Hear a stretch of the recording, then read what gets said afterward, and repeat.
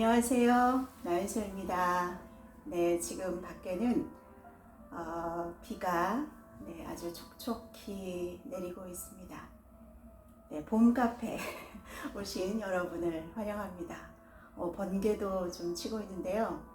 네, 잔잔한 피아노 연주가 흐르고 있는 봄 카페입니다.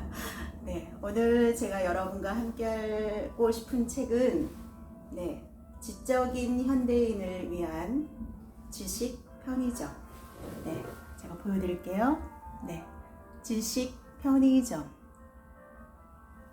이라는 이시안 작가님의 책입니다. 이 책을 제가 읽고 싶어서 이 책을 서점에서 골랐습니다. 두 가지 이제 전편이 있었고, 이거는 이제 문학과 인간의 생애편인데, 제가 요즘에 제가 이제 생각하고 있는 뭔가 이 프로젝트가 있습니다.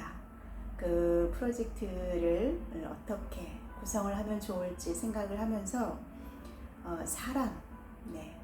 사람에 대한 생각을 더 많이 하게 되었습니다. 우리 사람들은 어떤 생각을 하고 살아갈까? 무엇을 원하고 또 어떤 삶을 살기 원할까? 이런 생각들을 이제 많이 궁금해하고 생각하고 있는 요즘입니다. 그래서 이 책, 이 전편에, 이 책의 그 1장에 있는 내용 중심으로 해서 오늘은 함께 살펴보고자 합니다.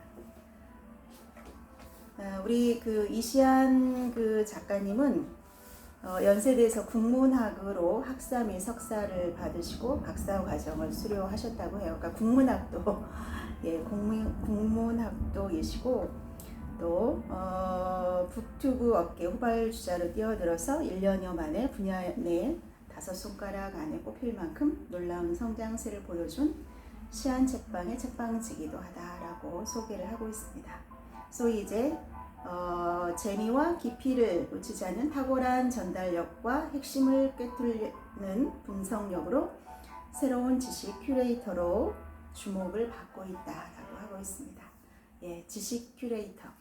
우리가 이제 여러 가지 큐레이터가 있는데 어떤 지식의 항해를 하는 데 있어서 어떤 나침반의 역할을 해주시는 분, 활동을 하고 있는 것 같습니다.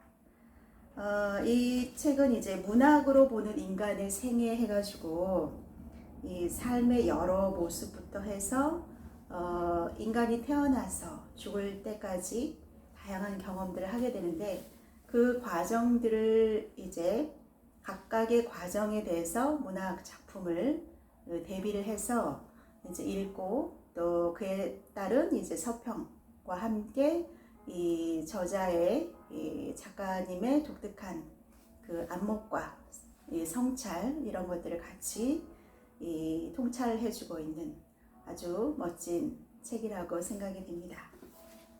이 책에 이제 문학으로 보는 인간의 생애에 크게 이제 8개의 수레바퀴가 있습니다. 8개의 수레바퀴 제가 잠깐 보여드리면 이렇게 8개의 수레바퀴로 이제 구성이 되어 있고요.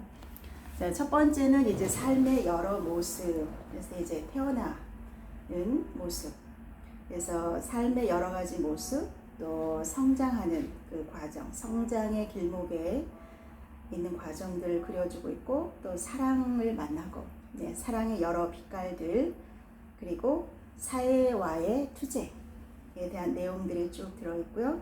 또한 이제 밖이 아니라 바로 나와의 싸움이구나.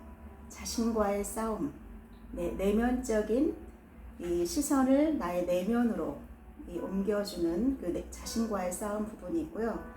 달콤 쌉싸름한 희망이라고 표현을 해두고 있습니다. 그리고 단 하나의 확실한 미래. 우리 인간이 태어나서 정말 확실한 한 가지, 그게 뭘까요? 사람은 태어나서 반드시 자연으로 돌아가죠. 단 하나의 확실한 미래에 관한 내용이 들어있고, 죽음 그 이후에 관한 내용들이 들어있습니다. 그래서 우리가 이제 우리가 지금 현재 인생이라는 이 항해 여정 속에서 살아가고 있는데 이 책이 굉장히 어떤 그에 대한 통찰을 제시하고 있는 책이 아닐까라는 생각을 해봅니다. 자, 이 책에 대한 안내도라고 해가지고 이 책 전편에 대해서 소개를 하고 있는데 오늘 해당되는 내용에 대해서 제가 읽어드리도록 하겠습니다. 인간의 저자의 글입니다. 저자의 서문. 인간의 생애를 따라가며 대학에 다닐 때 다음날 시험을 앞두고 벼락치기 공부를 하고 있었습니다. 제 성적은 시험 전날 밤을 얼마나 세웠느냐에 좌우될 정도로 벼락치기에 절대적으로 의존했거든요. 그런데 문득 책꽂이에 이광수의 부정이 눈에 띄고 만 것입니다. 그래서 이 책이 우리나라 최초의 근대 소설이지라는 쓸데없는 생각이 머릿속에 스침과 동시에 제 손은 그 책의 첫 페이지를 펴고 있었습니다. 많이들 아시겠지만 시험 기간에는 시험 공부 외에는 뭐든지 다 재미있어 보이는 법이잖아요. 그렇죠? 네, 그 시험에 대한 압박감 때문에. 그런데 앞불싸 잠깐 보려고 했던 소설이 앞에서부터 너무 재밌는 거예요. 삼각관계가 줄뼈대인 이 소설에서 주인공인 형식이가 은채와 선영이 중에 누구랑 이어지게 되는지 알고 있다는 것은 추리소설에서 범인이 누구인지 알고 있는 것이나 마찬가지인데도 책을 읽어 나가는 재미가 쏠쏠했습니다. 책을 반쯤 보았을 때 이런 생각을 하게 되었죠. 자기 합리화죠. 시험 공부하면서 계속 못 읽은 반이 생각이 나서 집중이 안 될 수 있으니 일단 끝까지 보고 깔끔한 마음으로 공부를 하는 게 낫겠다고 말입니다. 결국 창밖이 희끄무레하게 밝아올 무렵까지 책을 읽다가 마지막 장을 넘기는 순간 마음은 성취감으로 충만했지만 나중에 받아든 시험 점수는 충격과 공포였습니다. 네, 아주 재미있는 에피소드죠. 100여 년 전의 소설이 지금도 매력적으로 다가오는 이유는 인물, 상황, 사건이 마치 어제 만난 사람들처럼 살아있기 때문이죠. 이렇게 시대를 초월해서 전해진 베스트셀러들을 흔히 고전이라고 부르는데요. 몇십 년, 몇백 년의 세월을 건너서 전해져 온 책들이 우리 곁에 아직도 남아있는 것은 우리에게 주는 메시지의 울림이 크기 때문입니다. 시대, 나라, 환경, 사회가 모두 다른 사람들이 공감하며 읽은 책이라면 그 책에는 인간 본성의 핵심과 사회 시스템의 본질에 대한 명확한 메시지와 통찰이 있을 것입니다. 지식 편의점 시리즈는 처음부터 인간을 중심으로 두고 기획되었습니다. 인간의 생각을 언어로 남긴 게 책이고 옛날부터 내려온 책들을 찬찬히 톱아보면 과거와 현재 그리고 미래 인간의 모습을 살펴보고 예측할 수 있습니다. 전작에서는 책에 쓰여진 인간의 생각을 통해 과거부터 지금까지 인간이 구축해온 사회 시스템을 보았다면 이번 편에서는 인간의 생애를 중심으로 고전에 남겨진 인간의 본성을 살펴볼 것입니다. 고전 중에서도 문학은 결국 인간으로 귀결됩니다. 문학에서 사회 문제를 다루는 경우도 많지만 그런 경우에도 그 사회를 살아가는 개인의 초점을 맞춰 이야기가 전개됩니다. 등장인물이 사회를 살아가며 부딪히는 관계, 생각, 가치 등의 갈등은 사람이라면 언제든지 어디에서든지 겪는 원형적인 부분들이죠. 문학을 살펴본다는 것은 곧 인간에 대한 관심을 기울이고 인간의 본질을 들여다본다는 의미입니다. 시대를 대표하는 문학 작품들을 나열해보면 재미있는 것이 보여요. 여러 문학들의 주제나 소재적인 부분을 확대해서 보니까 보통 인간 삶의 한 시기에 포커스하는 경우들이 많더라고요. 그래서 그런 작품들을 한 줄로 엮어보니 그대로 한 사람의 인생이 되었습니다. 태어나서 자라고 교육받고 사랑을 만나고 사회의 일원이 되며 가족을 이루며 자신의 인생과 마주하고 종국에는 죽음에 이르는 과정들로 연결되는 것입니다. 지식 편의점 문학 인간의 생애편의 주제는 한 인간의 삶의 궤적입니다. 한 인간의 인생의 자장들을 훑어보는 과정에서 여러 가지 생각이나 가치, 통찰들이 나오겠지만 그런 것보다는 그냥 한 사람의 인생의 흐름을 상상해 주시기만 해도 충분히 즐거우실 것입니다. 우리 모두는 인생을 살아가고 있는 한 인간이고 그 모습들은 제각각 다르지만 또 이렇게 문학작품에 나타난 인간의 모습처럼 보편적인 본성으로 규결되기도 합니다. 그 본성을 들여다보고 통찰하는 것은 과거의 나의 인생을 돌아보기도 하는 일이면서 현재를 살아가고 미래의 내 인생을 꾸려나가는데 보물 같은 힌트도 될 것입니다. 자, 이제 고전이라는 안전벨트를 단단히 매시고 인생의 롤러코스터에 탑승해 주시기 바랍니다. 출발합니다. 네. 이렇게 해서 이제 총 아까 8개의 이 챕터로 구성이 되는데 첫 번째 이제 섹션에서 오늘은 이제 그 첫 번째 섹션 살펴보도록 하겠습니다. 자, 섹션 1은 이제 우리는 어디에서 와서 어디로 가는 걸까요? 예, 이 물음에 대한 답을 찾아보고자 하는 섹션입니다. 이 질문의 명쾌한 정답을 찾아보려고 하는 시도 자체가 매우 헛됩니다. 모두 다른 길을 가니까요. 사람의 마지막은 죽음으로 한결같겠지만 그것에 이르는 과정은 단 하나도 똑같은 삶이 없습니다. 그러면 어떻게 가야 할까요? 정답이 있을까요? 네, 이 책에서는 정답은 없습니다. 라고 얘기하고 있습니다. 아니, 정확하게는 오답이 없다는 게 더 맞겠네요. 당신이 가는 길이 맞지 않을 수는 있지만 틀리지도 않을 겁니다. 인생은 채점할 수가 없거든요. 객관적으로 좋아 보이지만 불행한 삶도 있고 뭐 하나 좋아 보이는 게 없는데 정작 자신에게는 행복한 삶도 있습니다. 그래도 여전히 궁금하긴 합니다. 우리는 어디에서 와서 어디로 가는 걸까요? 이 책의 전체 화두일 수 있는 이 주제를 던지는 두 명의 인물이 있습니다. 타히티의 화가 폴 고겐과 3000년 전의 역사가 사마천이죠. 네, 그래서 첫 번째 작품으로 나오는 것이 바로 달과 육펜스입니다. 우리는 어디에서 왔는가? 우리는 누구인가? 우리는 어디로 가는가? 는 폴 고갱의 그림입니다.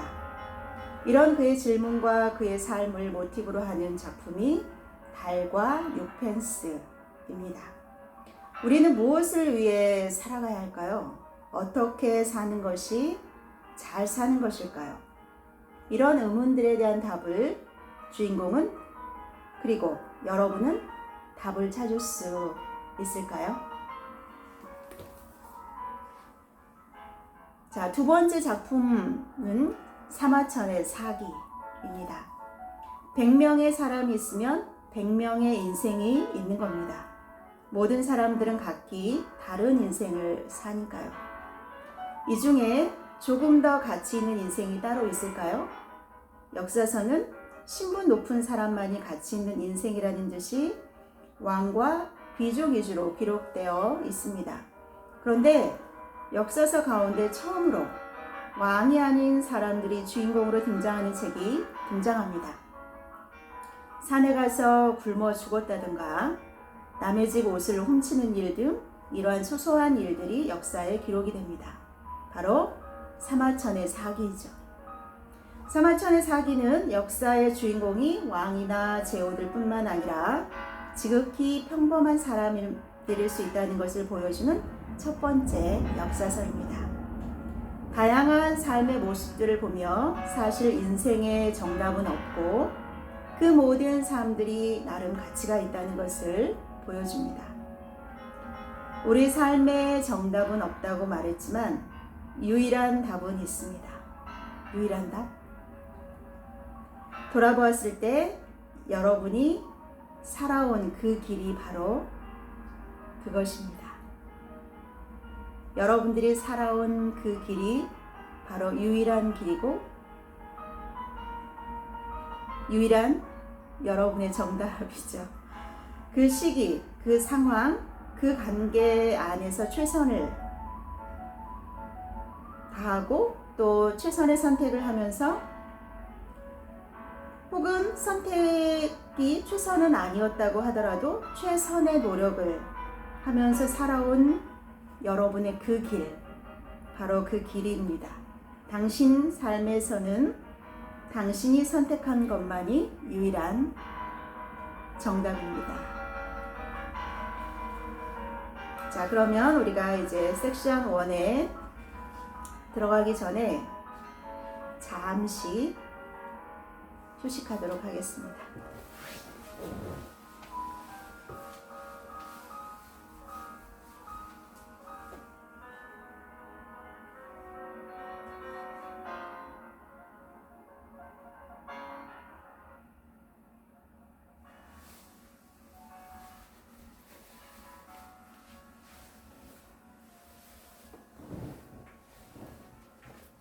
네, 그럼 시작하도록 하겠습니다.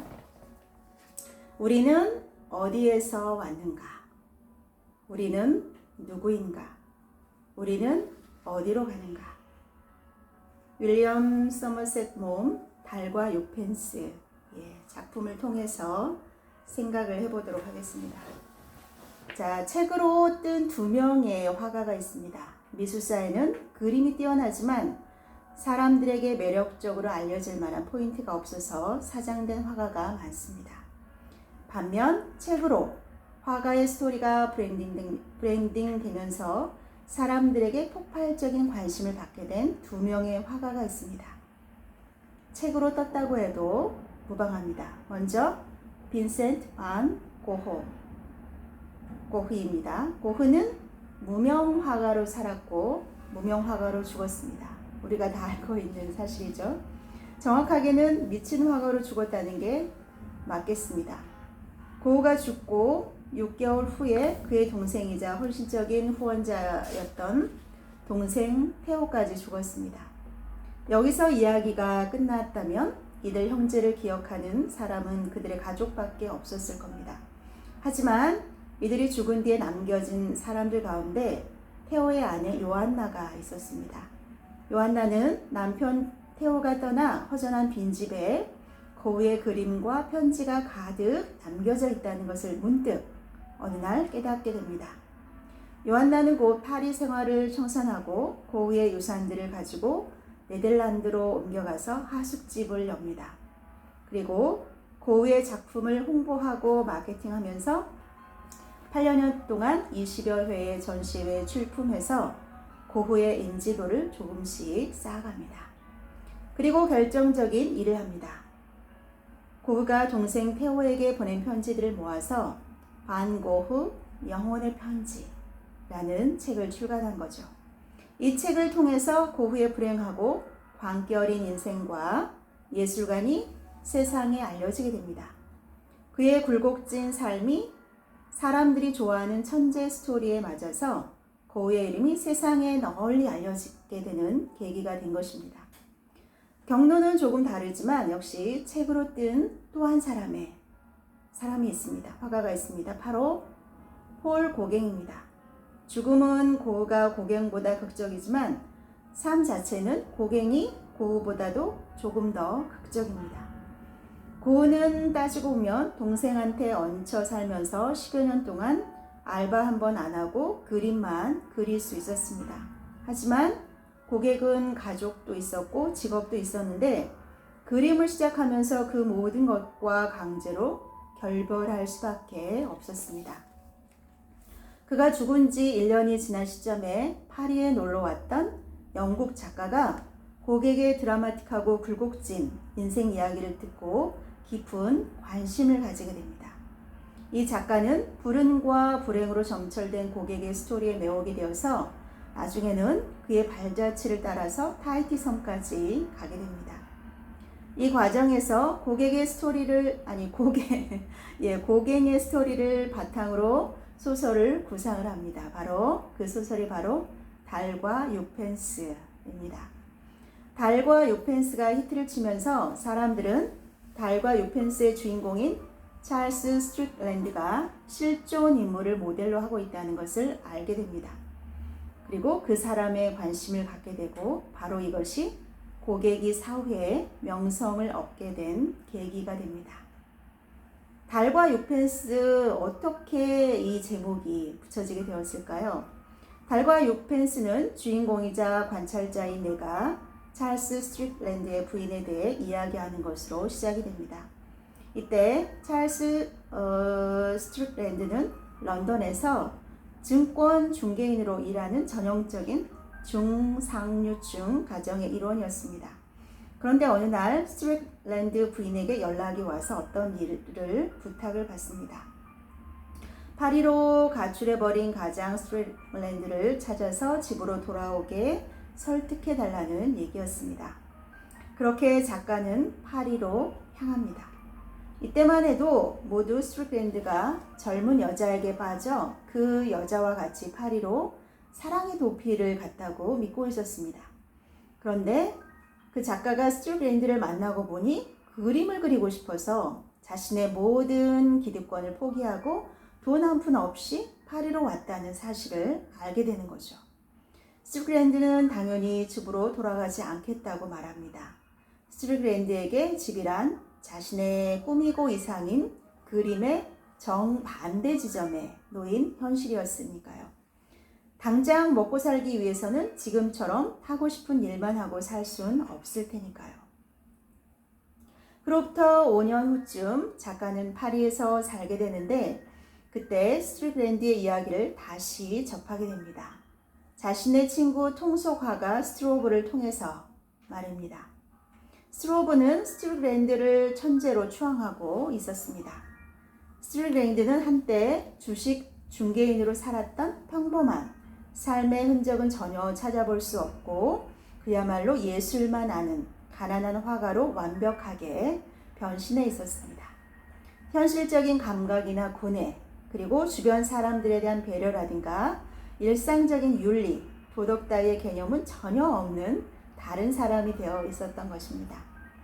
스트로브는 스트릭랜드와 알고 지내던 중 그가 병이 나자 억지로 자신의 집으로 데려와서 그를 간호합니다. 그런데 그 과정에서 스트로브의 아내 블란치가 스트릭랜드에게 빠져버립니다. 스트릭랜드는 그녀를 부추기지도 말리지도 않고 한동안 그녀를 그림의 모델로 쓰다가 흥미가 닿자 그냥 냉대합니다. 결국 그녀는 자살해버립니다. 그 후 스트릭랜드는 파리를 떠나 항구 도시 마르세유에서 노숙인 생활을 합니다. 그리고 거기서 배를 타고 타히티 섬으로 갑니다. 타히티에 정착한 스트릭랜드는 아타라는 원주민 처녀와 살림을 차리고 독립적인 생활을 하면서 그림을 그리기 시작합니다. 그러다가 그는 나병에 걸려 고통받고 오두막의 벽과 천장에 불멸의 명작을 그린 후에 죽습니다. 그리고 그 명작은 태워버리라는 스트릭랜드의 유언에 따라서 결국 불타버립니다. 그 후 그의 남은 그림들은 천재의 작품으로 알려지며 엄청난 고가로 팔리게 되고 사람들은 찰스 스트릭랜드의 예술성에 감탄하게 됩니다. 그러니까 달과 유펜스는 한 증권 중개인이 안락한 현실을 버리고 예술적 충동에 사로잡혀 예술가가 되는 과정을 그린 소설이라고 할 수 있습니다. 스트릭랜드가 증권 중개인이라는 안정적인 직업을 버린 건 40대 때입니다. 당연히 당신 나이에 그림을 시작한다고 잘 될 것 같습니까? 라는 질문을 받을 수밖에 없죠. 이에 대한 스트릭랜드의 대답은 나는 그려야 해요. 네, 나는 그려야 합니다. 이 부분을 읽는데 가슴에 뭔가가 짠 다가옵니다. 나는 그려야 합니다. 나는 그려야 해요. 우리 삶에도 나 자신만의 내가 정말 하지 않으면 안 될 것 같은 어떤 그 사명감과도 같은 그 뭔가가 나에게 내 가슴에, 여러분 가슴에 밀려올 때가 있을 것입니다. 그게 어쩌면 우리가 이 지구별이라는 곳을 찾아온 이유인지도 모르겠습니다. 내 가슴을 두드리는 그 무언가, 내가 반드시 이 세상에 살아가면서 이것만은 꼭 이루어야겠다는 그 무엇, 그것이 어쩌면 우리가 이 세상에 살고 있는 이유인지도 모르겠다는 생각이 들었습니다. 아마도 폴 고갱도 그의 가슴에 이런 마음이 들지 않았을까. 나는 그려야 합니다. 나는 그려야 해요. 그런 현실적인 문제를 논하기 전에 그려야 한다는 욕구에 강하게 사로잡혔던 거죠. 제가 좋아하는, 가장 좋아하는 사람, 스티브 잡스의 Follow Your Heart 라는 말이 또 생각이 납니다. 이 책의 제목에는 많은 의미가 녹아 있습니다. 다른 이상적이고 예술적인 세계, 6펜스는 당시 영국에서 유통되던 가장 낮은 화폐로 현실적인 세계를 상징합니다. 그런데 왜 하필 6펜스인가? 1펜스도 있는데 혹시 여기에 어떤 심오한 뜻이 있는 것은 아닌가 궁금해하실 분들이 있을 텐데요. 당시 영국의 화폐 단위는 육진법을 기본으로 해서 6펜스가 가장 낮은 단위의 돈이었다고 합니다. 그러니까 특별히 심오한 뜻이 있는 것은 아니고 그냥 당시 경제 상황이 반영이 된 제목이라고 보면 될 것 같습니다. 그래서 이 책 제목에 은유를 풀고 직접적으로 표현하면 이상과 현실, 내가 살고 싶은 이상과 내가 처한 현실, 여러분이 하고 싶은 그 이상, 여러분이 처한 현실, 그림과 생활, 이 정도의 뜻입니다. 우리는 어디에서 왔는가? 우리는 누구인가? 우리는 어디로 가는가? 우리는 항상 고민하죠, 그죠? 나는 이걸 하고 싶은데, 나는 이걸 할 수밖에 없는 현실. 그 이상과 현실 속에서 우리는 고민을 합니다. 그러나 저는 과감하게 여러분에게 말씀드리고 싶습니다. Follow your heart. 정말 여러분이 하고 싶은 거를 하시면 좋겠습니다. 생활이 아무리 어렵더라도 뜻이 있으면 길이 열린다고 했습니다. 저는 그런 생각을 갖고 살아갑니다. 자, 계속 읽어보겠습니다. 앞서 말했듯 화가 스튜르랜드의 모델은 고갱입니다. 증권 중개인을 하다가 35살에 증권시장이 무너지면서 일자리를 잃자 화가가 된 폴 고갱의 삶을 기반으로 했습니다. 하지만 스튜르랜드가 자의적으로 화가가 된 데 반해서 고갱은 반쯤은 타의적으로 화가가 되었습니다. 그리고 고갱의 부인은 아이들을 데리고 그를 떠나버리고 고갱은 그림을 그리며 마르세유에서 자격부 생활을 하다가 타히티로 떠나버립니다. 그 사이에 고흐와 공동으로 작업도 했습니다. 고갱은 타히티에서 매독과 심장질환에 시달리다가 55세 심장마비로 죽는데 이 시기에 우리에게 알려진 고갱의 여러 작품이 창작되었습니다. 이렇게 비교하면 스튜르랜드가 조금 더 자의적이고 예술에 대한 열정에 사로잡힌 사람이라는 생각이 들지만 두 인물 모두 늦은 나이에 안정적인 직업을 버리고 화가의 길을 걷기 시작해서 높은 성취를 이루었다는 공통점만은 확실합니다. 그리고 또 하나 공통점이 있습니다. 바로 유작으로 대작을 그렸다는 것입니다. 달과 6펜스에서 스튜르랜드는 죽음을 앞두고 자신이 살던 오두막에 그림을 그리죠. 하지만 이 작품을 본 사람은 스틸랜드의 죽음을 진단한 의사와 그의 젊은 원주민 아내밖에 없었어요. 스틸랜드의 유언에 따라 그 그림은 불타 버렸으니까요. 고갱 역시 마지막 작품으로 대작을 그렸습니다.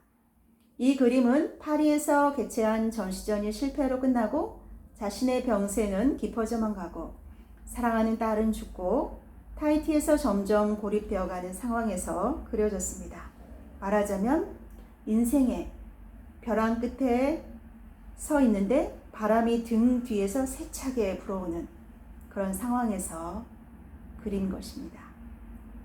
하지만 스틸랜드의 유작이 말로만 전해진 것과는 달리 고갱의 유작은 지금도 우리가 볼 수 있는 대표작.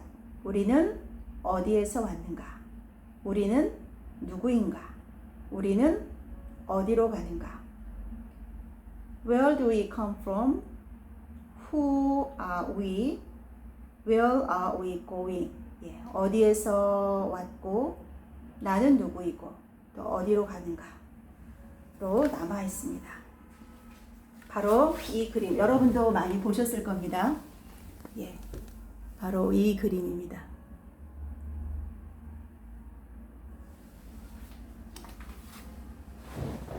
(1897년도) 폴 고갱의 작품입니다. 자, 작품을 한번 살펴볼까요? 가장 오른쪽에선 아기가 태어나고 있습니다. 그리고 가운데에선 청년이 과일을 따고 있으며 가장 왼쪽에는 늙은 여인이 있습니다. 다시 한번 보실까요? 자, 보시면 예, 가장 오른쪽에 여기 이제 아기가 태어나고 있고 청년이 이제 과일을 따고 있고 가장 오른쪽에는 가장 이제 늙은 여인이 있죠. 탄생, 바로 이제 아기가 태어나는 탄생, 그리고 살아가는 삶, 그리고 죽음이라는 일련의 흐름 속에 타히티의 원시적인 분위기와 여러 상징들이 녹아있는 작품입니다.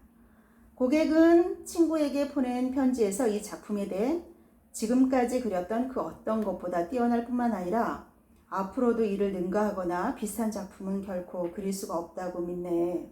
나는 죽음을 앞두고 모든 열정을 쏟아 최악의 조건에서 고통받으며 정열을 불태워 이 작품을 그렸어 라고 밝혔습니다.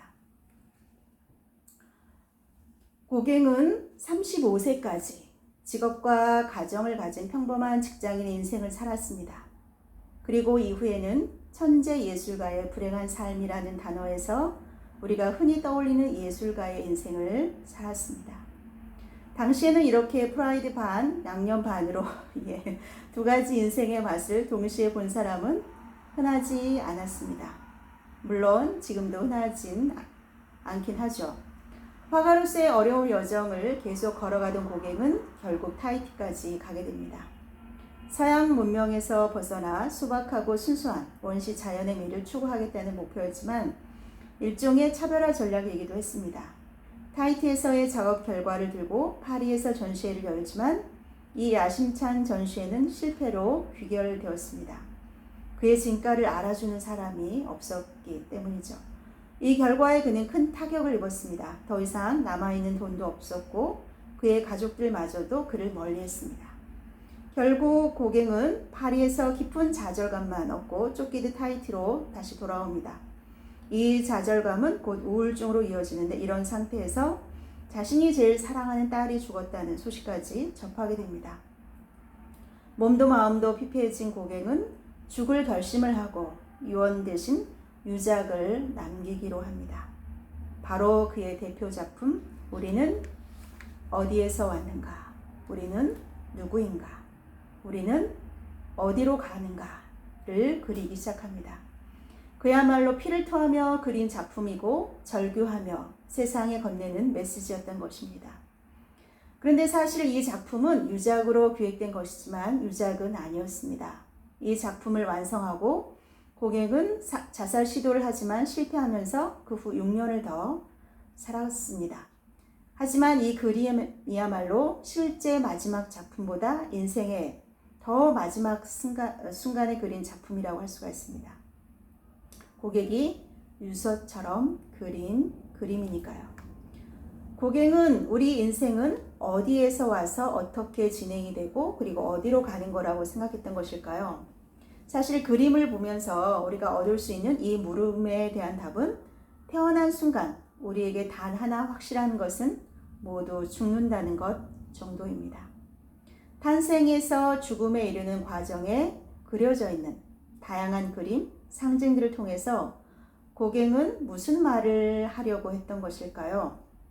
적어도 그는 인생은 고해라고 생각한 듯 합니다.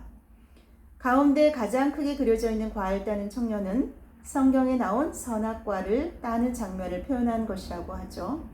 그러니까 인간의 원죄를 획득하는 순간을 가장 크게 강조하고 있는 것입니다.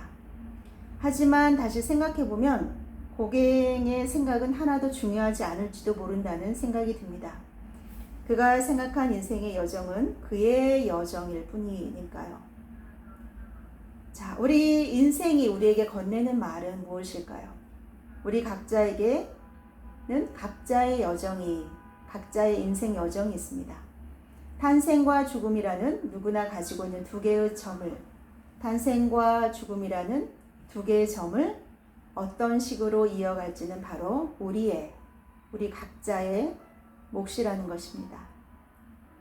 그러니 만치 어떤 것이 옳은 길이고 어떤 길은 옳지 않은 길이라는 식의 단정은 바람직하지 않습니다. 다만 우리가 고갱의 삶을 되새기며 생각해 볼 것은 대답이 아니라 질문입니다. 우리는 어디에서 왔는가? 우리는 누구인가? 우리는 어디로 가는가? 우리는 어디에서 왔는가? 우리는 누구인가? 우리는 어디로 가는가? 고갱의 대답은 그의 삶을 알기 때문에 울림이 있을 수 있지만 사실 그건 현실의 나와 털끝만큼도 관계가 없을 수도 있습니다. 중요한 것은 바로 나의 인생이죠. 여러분이 이 고갱이 목숨을 걸고 답했던 저 질문에 대해서 어떤 답변을 갖고 계시냐에 따라서 여러분의 인생이 달라지겠죠. 지식편의점 인간의 생애편을 통해서 저는 바로 이 질문에 대한 일반적인 답을 찾아보려고 합니다. 하지만 당연히 제가 답할 수 있는 문제는 아닙니다. 우리 모두는 각자 우리 자신만의 답을 가지고 있으니까요. 여러 고전이나 문학 작품들에서 언급된 인생의 다양한 시기의 단면들을 이어서 연결하다 보면 어느 순간 이 무릎에 답이 되는 장면을 하나쯤은 발견할 수 있지 않을까 생각해 봅니다. 시대를 뚫고 인생의 각 시기마다 도드라지게 남아있는 인간의 흔적들을 살펴보다 보면 우리 인생에 건네는 말 한마디쯤은 발견할 수 있지 않을까요? 네, 잠시 쉬도록 하겠습니다.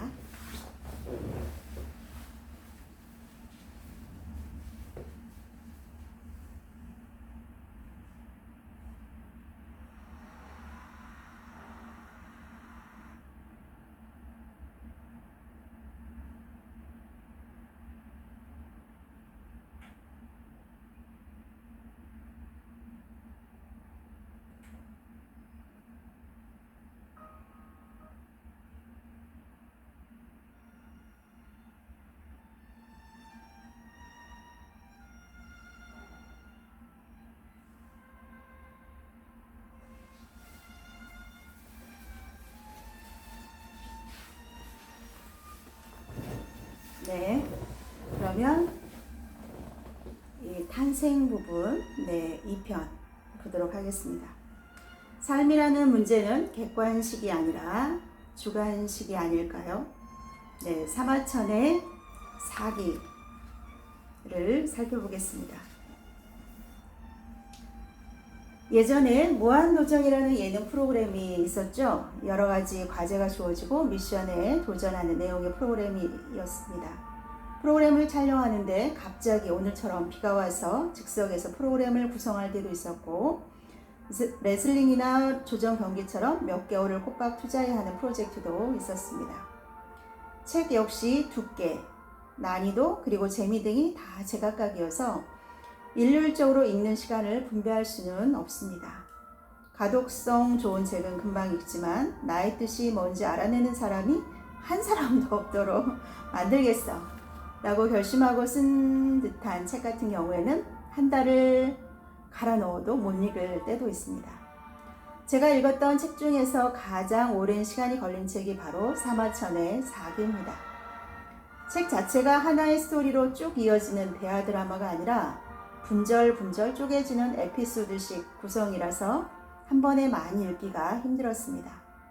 에피소드 하나에 생각하거나 깨달을 바가 있기 때문에 한꺼번에 읽는 게 효과적인 독서 방법이 아니었습니다.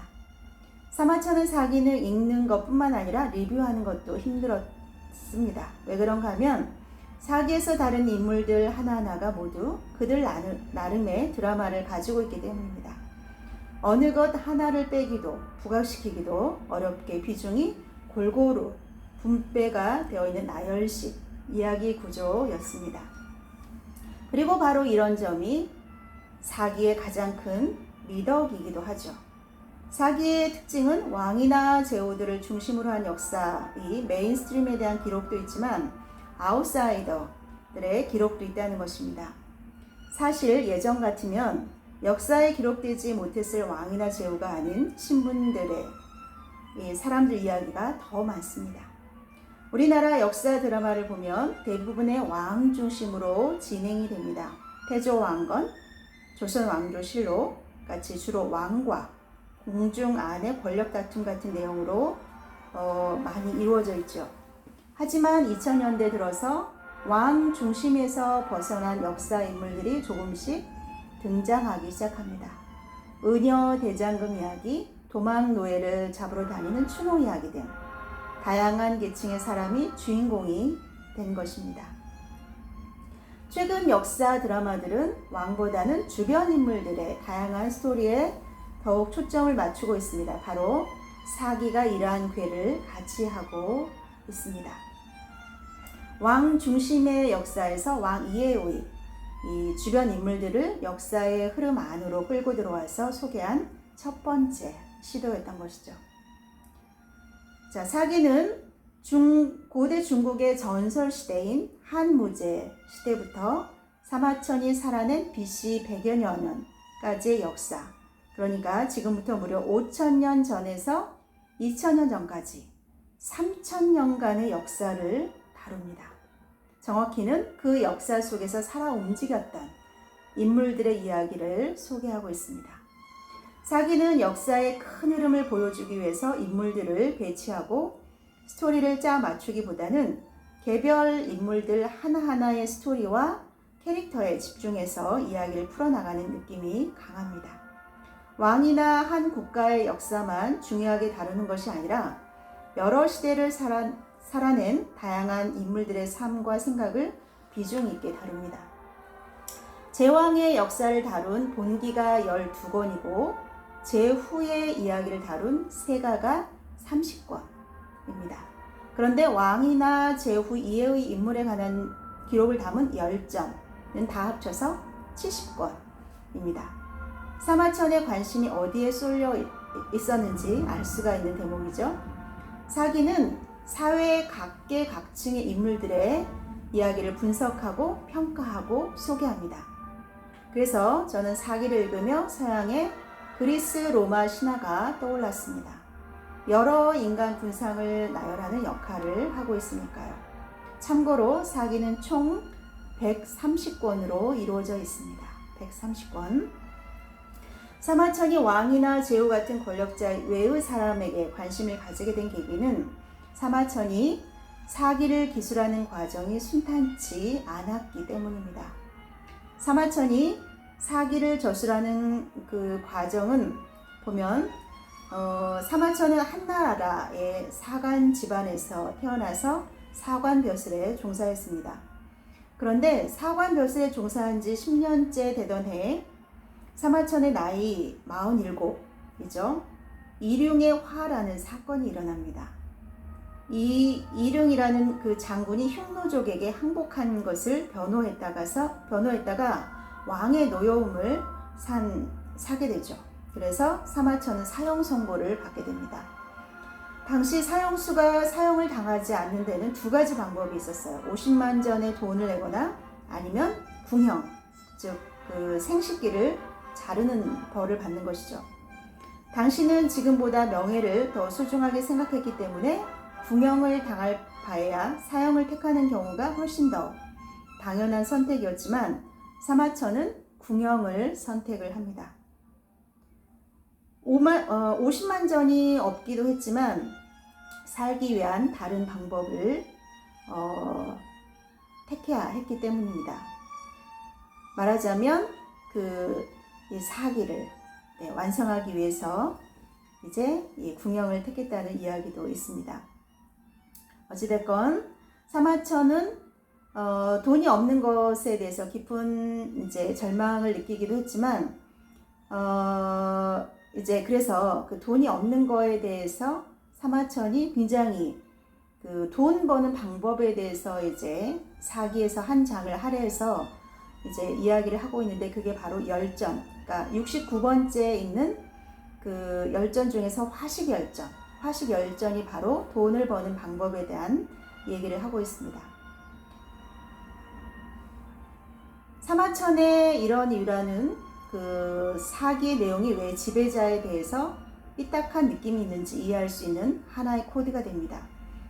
사마천은 세상이 부조리하다는 시각을 가지고 있었고 믿음을 보여도 의심하고 충성을 다해도 비방한다며 왕들을 비판하기도 했습니다. 부당한 권력을 비판하고 오히려 약자에게 힘을 실어주는 서술이죠. 사기 열전의 제일 처음에 부당한 왕에게 저항해서 산에 들어가 굶어 죽은 대기와 숙제 이야기를 쓴 것은 우연이 아닙니다. 열전에서는 그야말로 다양한 캐릭터, 다양한 직업, 다양한 이야기들이 나옵니다.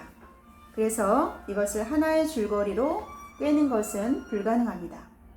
여러분들도 하나의 스토리를 찾아낸다기보다는 그야말로 하루에 조금씩 다양한 이야기를 우리가 이솝 우화를 읽듯이 그렇게 읽는 게 효율적일 거라는 생각을 듭니다.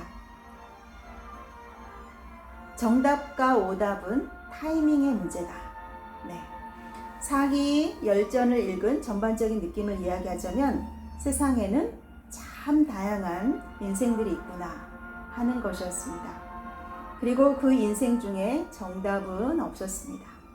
정의로운 자가 억울한 일을 당하기도 하고 세상 쓸모없어 보이는 사람이 큰 역할을 하기도 합니다. 예를 들어 3,000명의 식객을 먹여 살린 맹상군의 이야기를 다룬 맹상군 열전을 한번 살펴볼까요?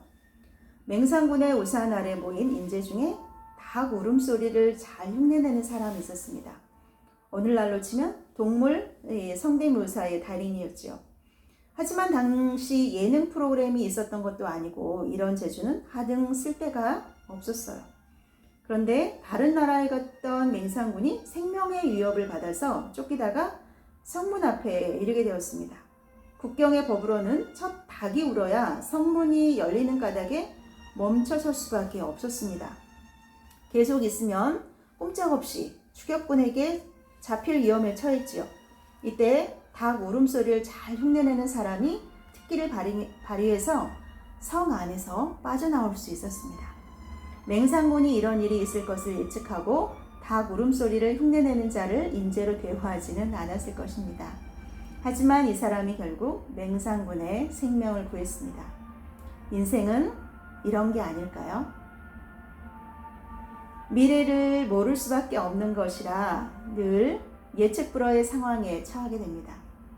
우리가 살아온 인생의 과정이 결국엔 그 결과에 영향을 미치게 마련입니다.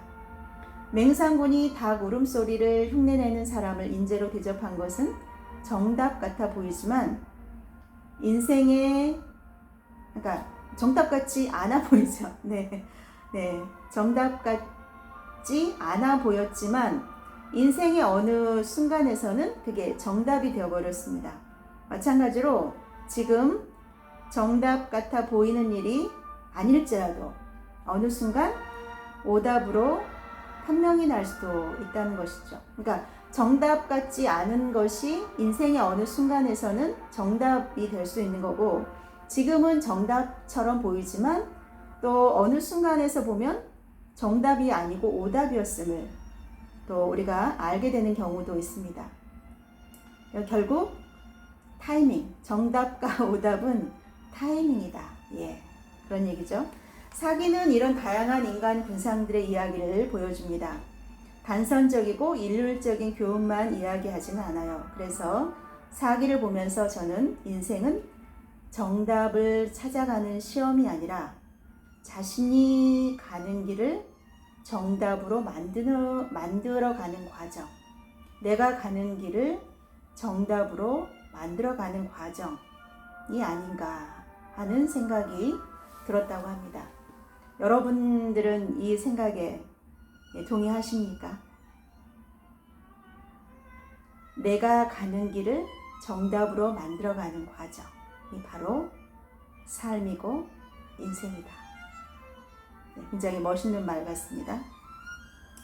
사마천이 살았던 전체주의 시대에 개인은 단지 하나의 부분에 불과했던 사실은 옛날 사람들이 이름을 짓는 방법에서도 잘 나타난다.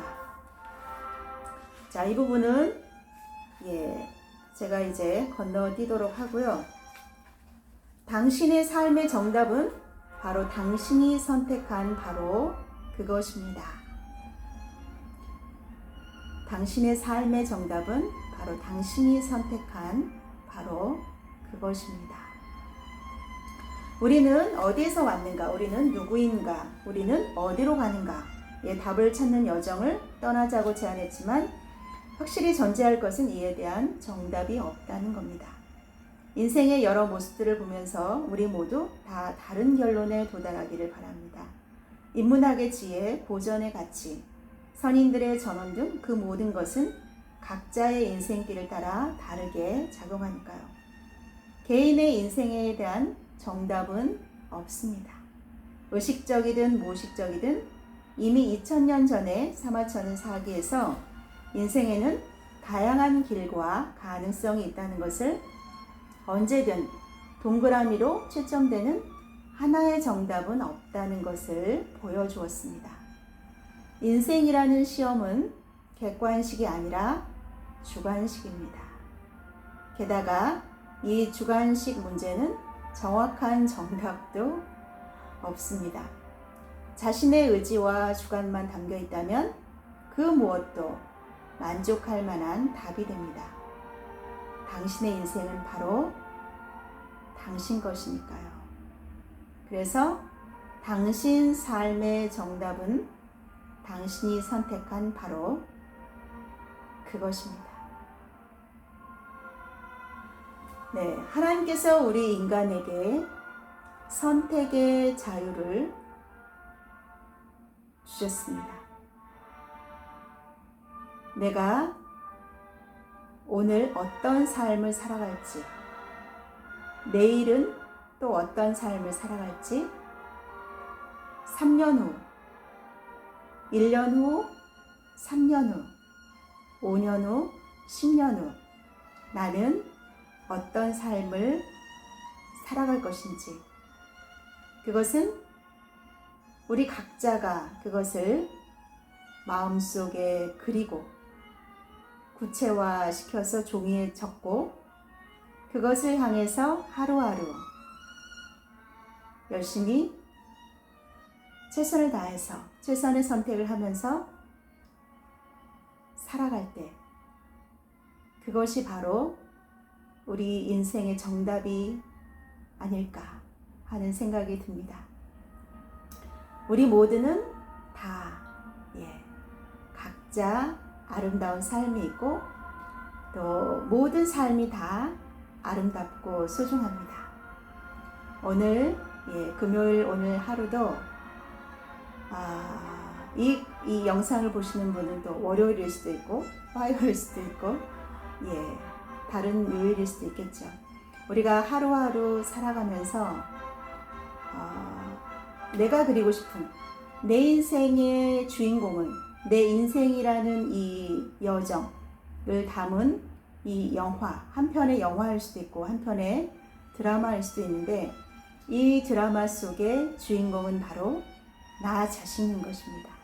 그래서 나 자신이 어떤 역할을 하고 싶은지 그 역할을 명확하게 규정하시고 그 역할을 적극적으로 내 것으로 만들어 나가는 그런 멋진 삶이 되시기를 기원합니다.